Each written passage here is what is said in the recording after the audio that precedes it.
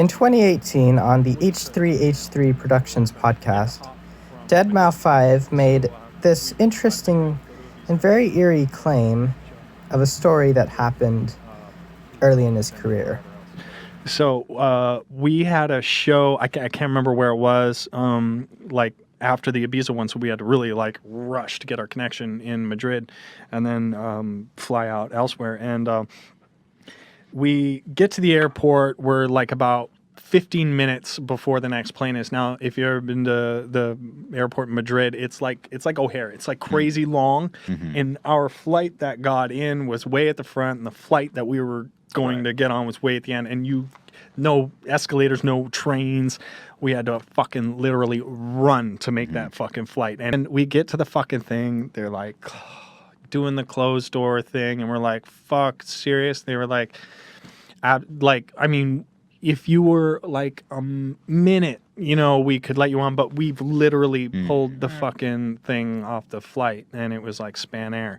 Flight goes up, fucking not even fucking about 300 feet off the runway, plane crashes, everyone on board dies. What the fuck? It was that Spanair flight that went down. We had just fucking missed that flight. And now, the story he told has been shared widely since then, and is a pretty popular piece of Deadmau5 lore.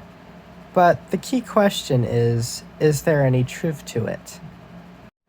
The flight he's referring to is Spanair Flight 5055, which crashed shortly after takeoff from Madrid on August 20th, 2008, mainly due to a failure to deploy the flaps.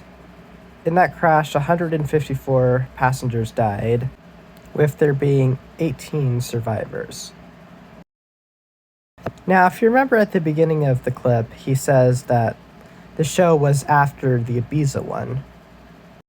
The Ibiza show was on the 21st of August, the day after the crash. The plane was also bound for Gran Canaria, not Ibiza. Finally, after departure from the gate, Spanair Flight 5055 was delayed for a while due to a maintenance problem. This doesn't really line up with the idea that he saw it crash shortly after missing it, because the delay lasted over an hour. I did hypothesize that maybe he confused his plane with the flight, but that doesn't really seem possible either when you look at the timeline. The concert archive lists a show in Mexicali on the 19th of August, the day prior to the crash. This is footage from that said concert, clearly showing it being at night. Mexicali is around 9 hours behind Madrid.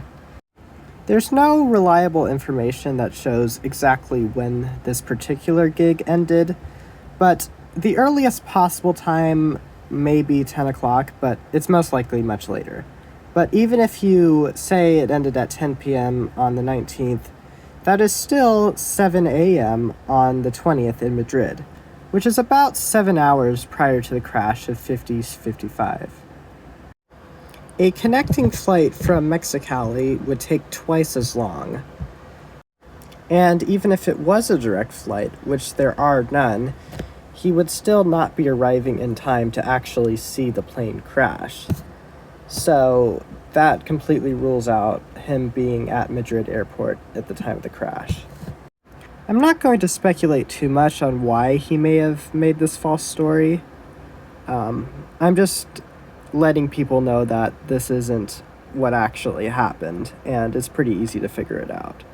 So the conclusion of this video is, even though somebody may make a compelling story, it's important to fact check what they're saying with available information.